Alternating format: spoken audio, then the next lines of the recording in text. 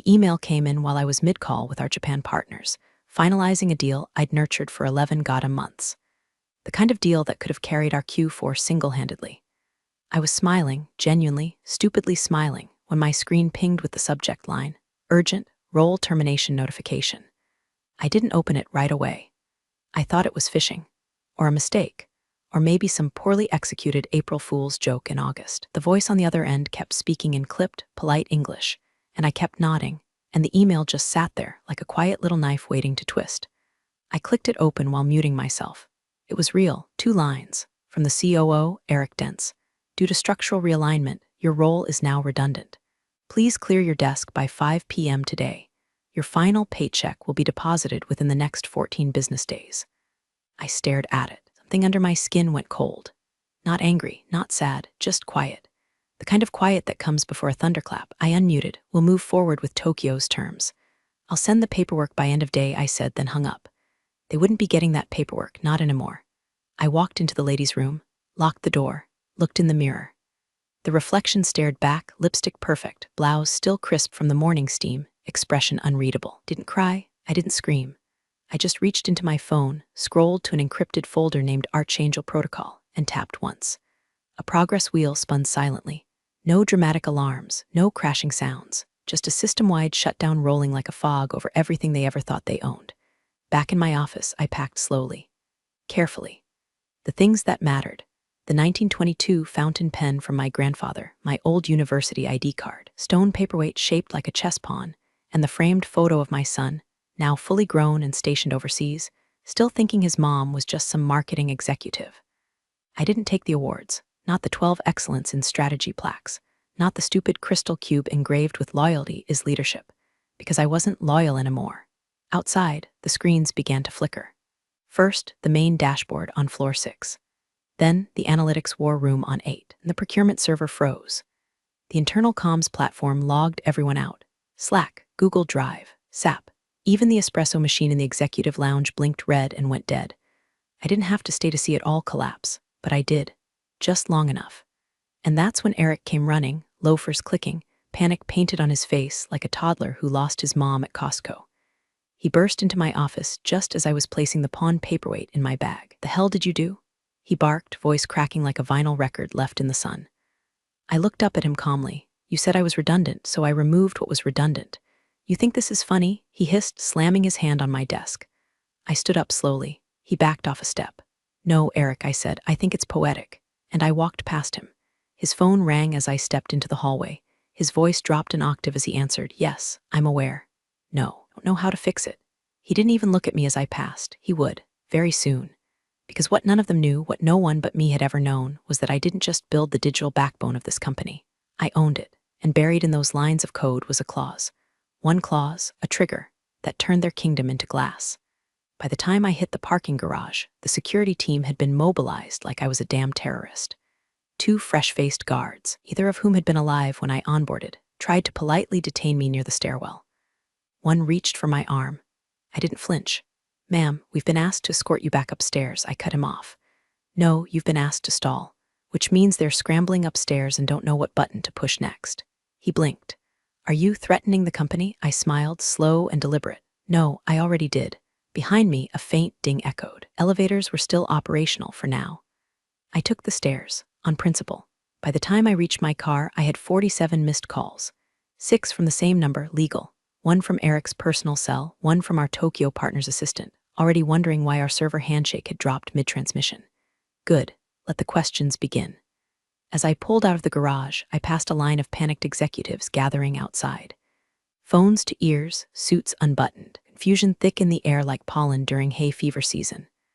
None of them looked at me, not one, except for Alicia, my former assistant, 26.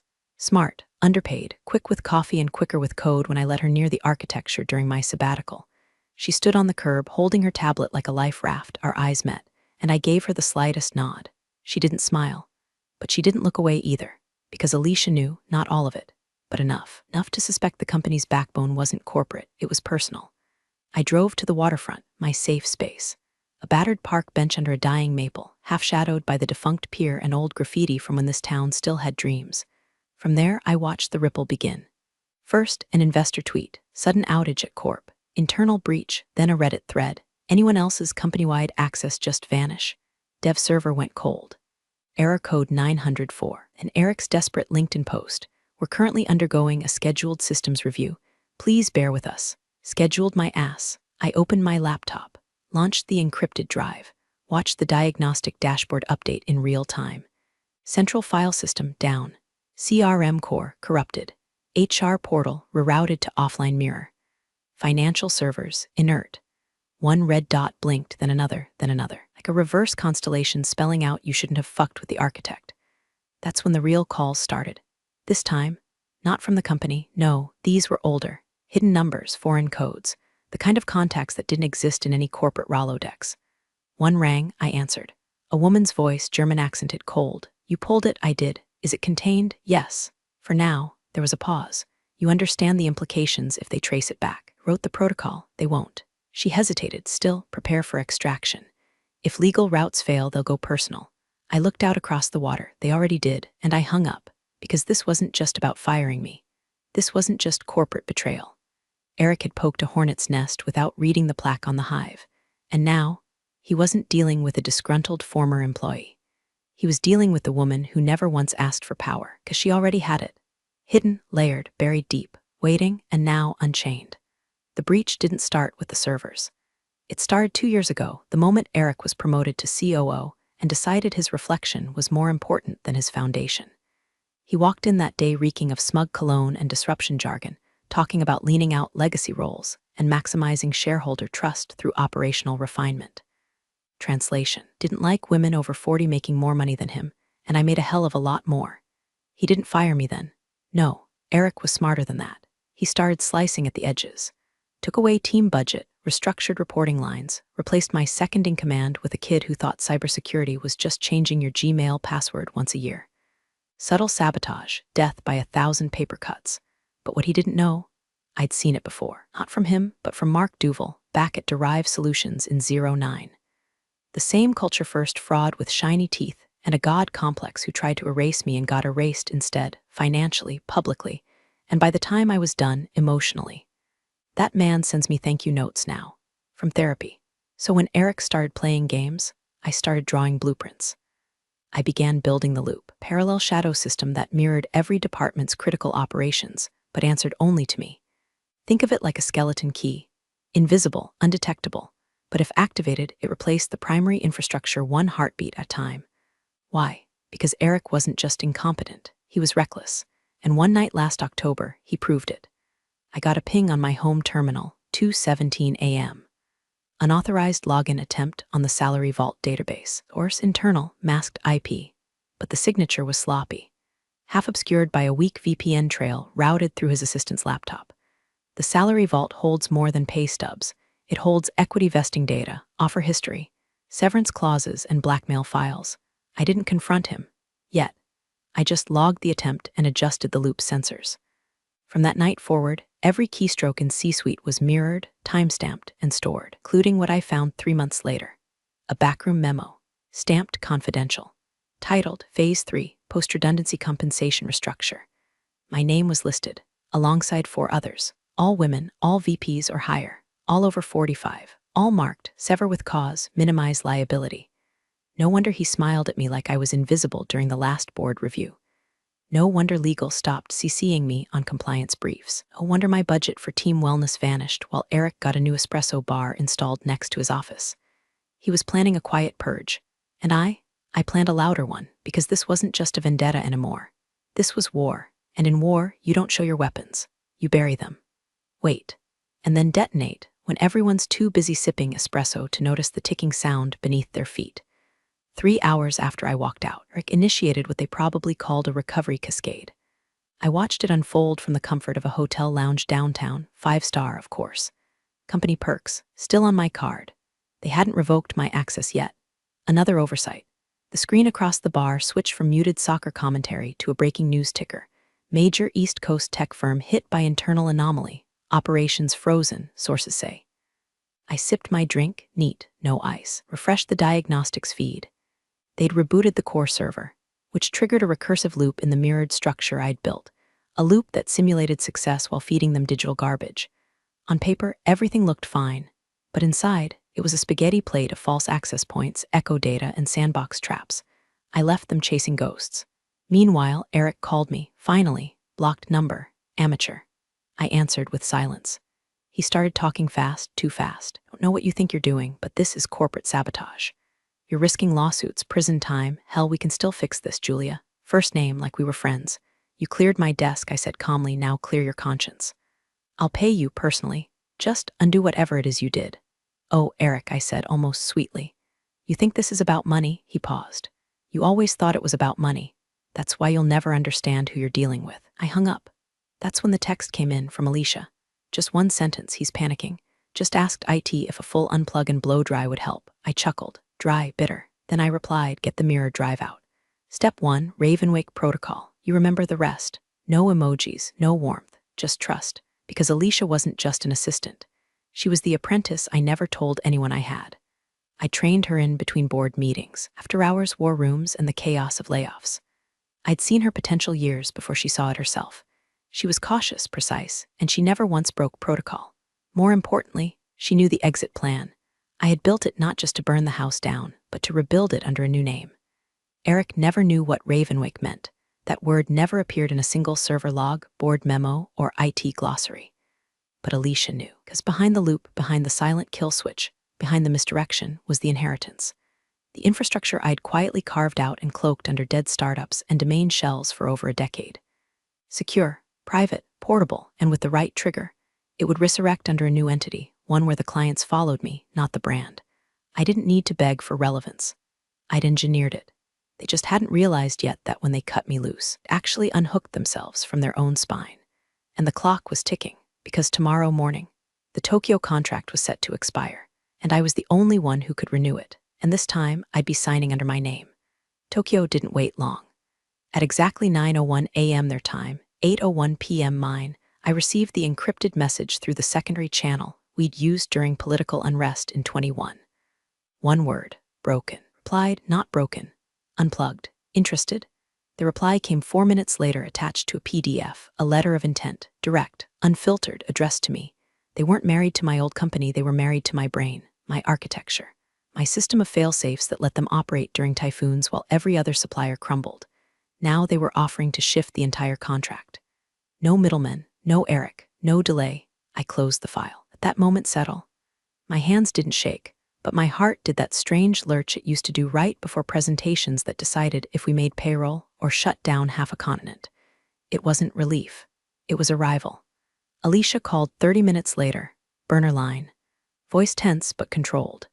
He's locked in the IT vault, she said, screaming about how you've hijacked the soul of the company. Eagle's trying to draft emergency arbitration, but they can't even access the template servers.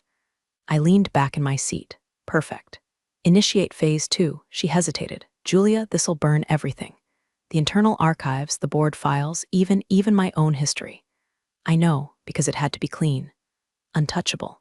If even a fragment of my system got pulled back into their ecosystem, they'd claim partial IP, drag me into courts until my hair turned white and my legacy turned into exhibits through Z. So phase 2 didn't just destroy the bridge. It sunk the damn continent behind it. Alicia entered the fail commands. I heard her breath catch as she hit the final line. Ravenwake sequence auth execute 5, boom, not an explosion, but erasure. My signature vanished from every build log, every commit chain, every access grant. Even the digital plaque outside the innovation lab that once bore my name flickered, stuttered, then reset to unattributed. Inside the company, panic collapsed into grief, because they weren't just locked out now, they were amputated. I opened my laptop again, keyed into the Ravenwake backend. Clean, perfect, fully operational. Within the hour, 3 more messages came in. One from a Berlin aerospace firm. One from a Scandinavian fintech group. One from a Washington agency that didn't officially exist. All asking versions of the same question. Are you accepting new contracts under the new umbrella? I smiled. Umbrella, how poetic. That's what I had been for 22 years. Shielding idiots from storms they didn't understand. Now, I was the storm, and I had just started raining. By midnight, old company's homepage was reduced to a static splash screen with a typo-ridden apology. We are experiencing unprecedented technical issues. Please check back later. That spelling told me everything. Eric was writing it himself, and he was unraveling. I knew how he'd spiral. I'd seen glimpses back when investors pressed too hard during Q and As, the twitch in his right eye, the way his jaw locked when he didn't know the answer and had no one to throw under the bus. I'd once saved him mid-conference with a well-placed technical issue excuse and a fake demo. He bought me a bottle of wine afterward like I was a babysitter who kept his secret. Now, there was no one left to hold his leash. At 12:22 a.m., I received a private video message from his wife, not a call, a video message. I almost didn't open it, but curiosity always was my flaw. She sat in their kitchen, half lit by the oven clock. Makeup, no veneer, just the glossy exhaustion of a woman who's lived with a man unraveling behind closed doors long before the public noticed. "Julia," she said, voice low, eyes heavy. "I don't know what he did, but he keeps saying your name like it's a curse or a confession." She looked off-screen, then back at the camera. "I know this doesn't mean anything to you now, but you weren't wrong. About him, about all of it." She ended with silence. No plea, no defense, just surrender, and I didn't feel vindicated. I didn't feel anything, because the chessboard was already scorched. No pawns, no kings, just ashes. By morning, half of my old clients had reached out through back channels, not to ask what happened, but to ask for seats at my table. The Tokyo deal was done. I signed it using my new LLC, Ashwick Systems, a name born from fire. Trademarked months ago. Quietly, because here's the part nobody ever understood. While they called me redundant, I was busy preparing succession. Not just survival, evolution. Alicia had deployed the skeleton team. 2 ex-data analysts I'd poached from an internal layoff list, a legal contractor who once sued us and respected me more than her own firm, and a systems architect from Toronto who'd been blackballed for refusing to sell user data under the table. We were nobody. And together, untouchable. That morning, Eric finally went live. A broadcast, sweaty, disheveled, eyes manic. He leaned over the boardroom webcam like a villain mid-meltdown. "There has been an unauthorized breach by a former employee. This act will be pursued to the full extent of the law. We are working diligently with our partners to restore core services." He paused, then added, unscripted, unhinged. "She thinks she can destroy everything we built, but she was never the foundation. It was just a tool." That clip hit Twitter in under 5 minutes. Alicia posted a single word beneath it, wrench. The replies came like wildfire. No system collapses like this without her being the system. If she was just a wrench, why are you bleeding from the head, bro? Put respect on the name. Ashwick is coming, he didn't realize it yet. But his press conference, it was my best PR. And every word he said tightened the noose he tied around his own legacy, because the world was finally seeing what I already knew. You don't fire the architect, and then act surprised when the building falls on your head. The DOJ called me that evening. Not with threats, with questions. A man named Harrow, crisp voice, no accent, didn't even introduce his agency. He didn't need to. The way he said my name told me he wasn't reading from a script. "We're aware of a potential misclassification of intellectual property," he said. "You prepared to confirm the system architecture was solely your design?" "Every line," I replied, "and every bypass, which is why your subpoena will bounce off their legal department like a tennis ball in a hurricane." He went quiet for a second. I heard a lighter flick in the background. Then, "Would you be open to consulting?" I smiled, not out of arrogance, but because I could finally feel the shift. For 2 decades, I'd built fortresses for other men. Now I was being asked to teach them how to tear theirs down. I didn't say yes. I didn't say no. I just said, "Send your questions in writing. My new counsel prefers it that way." Then I hung up. Alicia messaged me. "He tried to rehire your whole team. Offered everyone double, no takers." I wasn't surprised. They'd seen too much. Not just of Eric, but of me, staying up past midnight reworking failed deployment plans, smoothing over departmental idiocy, shielding interns from HR retaliation while still coding backend work at 4 a.m. They didn't follow me because I paid more. They followed because I broke first and rebuilt sharper. The board filed for emergency mediation the next morning. Their press release blamed a rogue former employee for disrupting core systems beyond contractual norms. And yet, they never used my name, because using it would have been an admission that I had one worth fearing. Still, didn't stop the spiral. First, a leak hit the press. Screenshots of internal memos showing Eric's plan to cut all non-essential female leadership over age 45 by Q3. The phrase he used was sunsetting legacy voices. That headline caught fire. #legacy voices don't go quietly trended for 48 hours straight. I didn't write the op-ed. Someone else did. an ex-contractor from DevOps. He told the world about how I'd once rerouted a DDoS attack during my father's funeral, with one hand on my laptop and the other holding my son's. They called it myth. It wasn't. I hadn't cried that day. I hadn't eaten. I hadn't told anyone. I just fixed what no one else could. Now, the world knew, and Eric, he vanished. 2 days later, the company posted an announcement. Effective immediately, our COO will be taking an indefinite leave of absence. Not even a resignation, just absence. That same hour, Alicia sent me a photo, the brass nameplate from his office door, tossed, cracked, smeared with what looked like coffee. Caption, he left before the cleaners showed up. Guess even he knew it was over. I didn't reply because by then I was watching Ashwick Systems onboard its 5th client in 12 hours, and Tokyo had just wired a 7-figure retainer. No office, no overhead, no permission, just me. The empire they never saw coming, because it didn't wear a suit or smile for meetings or play nice at networking brunches. It wore scars and silence and code. The first press request came at 3:14 a.m., a journalist from Wired who'd admired my resilience and wanted to do a profile. I deleted it. Then came Forbes, Bloomberg, TechCrunch, all asking the same thing. Would I like to share my side of the story? There was no side. There was a truth. Then there was the wreckage. Eric's empire didn't collapse in fire. It rotted, quietly, the way things die when no one believes in them anymore. Their next earnings call was postponed, twice. Stock froze, then tanked. Clients fled like rats off a drowning spreadsheet. Meanwhile, Ashwick didn't advertise, didn't recruit, didn't pitch. We just answered the phone. Because reputation travels faster than marketing ever could, mine was no longer whispered in hallways or buried in footnotes. It echoed in every crash report they couldn't decrypt, in every contract that reappeared with my signature instead of theirs, in every we'd rather follow her than rebuild with you. I gave Alicia the choice to go public. CTO title, full rights. She declined. Let them guess who built the back end, she said. Mystery sells better anyway. Smart girl. Tokyo sent us a box of engraved pens. Lynn sent a bottle of wine so old the cork crumbled when we opened it. Washington didn't send anything, but 2 weeks later, a high-clearance cyber-resilience contract landed in our inbox with no bidding process. Just coordinates, budget, and a non-disclosure clause longer than a Russian novel. We took it. Then one morning my son called from base, video chat. He looked at me for a moment, then said, "Mom, you're trending again." I laughed. Am I finally cool? He shook his head. Nah, just terrifying. We talked about nothing, everything. He asked if I was happy. I said I didn't know yet, but I wasn't angry anymore, and that was new. That was enough. When we hung up, I walked outside to the rooftop deck of the brownstone I'd just closed on. No mortgage, no strings, just mine. The wind rolled in off the city like applause with no hands. Down below, the world churned. Lawsuits, pivots, reinventions. Eric resurfaced eventually. New title, new suit, different city. But the stain followed him.